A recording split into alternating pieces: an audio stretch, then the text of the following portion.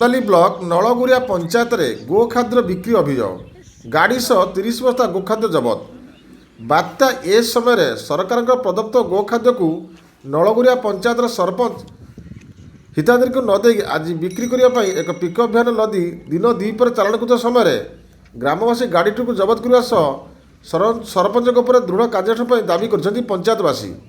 बात्या ए समय नलगुरिया पंचायत 60 बस्ता गोखाद्य जाइथिला ता बात्यार बंटन करा न जाई 30 बस्ता गोखाद्य को चालाणुवा स्थानीयवासी खबर पाई पंचायत निकट में अटकवा सह होहल्ला करथिले। घटनास्थल उत्तेजना देखा सह स्थानीयवासी बीडीओ और जिलापाल को अभियोग करथिले। एपटे पंचायत सरपंच गोखाद्य गुड़िक दीर्घदिन हेब रही फल नष्ट हो फेरस्त कर भल गोखाद्य आने सफाई देता बेले यह घटना को स्थानीयवासी सठिक तदंत दाबी करथिले। यही घटनार अभियोग पर घटनास्थल बहु विलम्ब वीडियो पहुंची गोखाद्य जबत करने पंचायत गोदाम गृह रखी तदंत कार्यानुष्ठान दाबी देते। तेज आगामी दिन में यह घटना प्रशासन कि निष्पत्ति नेब और आगामी दिन जमापड़। तेज सरकार प्रदत्त यह गोखाद्य बात्या पर एत दिन रही कहीं और तार तदंत करने निरपेक्ष तदंत ग्रामवासी दाबी कर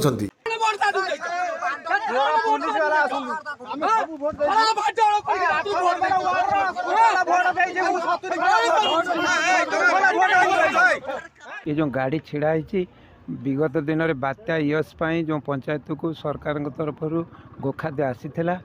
सरपंच दिन आम पंचायत ऑफिस गणधारण बसलु से प्रश्न उठीला ब्लॉक रु ब्लॉक कर्मचारी आसते कहीं बंटा जाए ना बोली 2 मास तले आम पचारूँ से कहले मु बांटी देवी ये अल्प अच्छी मु या पर बांटी देवी किंतु से खाद्य एपर्यंत बंटा न जाए गोटे मैक्सिमा गाड़ी रे 30 पैकेट आम देखुलु एवं 30 पैकेट कि बस्ते 2 बस्ता कम बेसी हो पारे से बिक्री करने नौले ये खबर पाई लोक आसी मत चौधरी रास्ता पंचायत ऑफिस 300 फुट डिस्टेंस रे गाड़ी को अटकई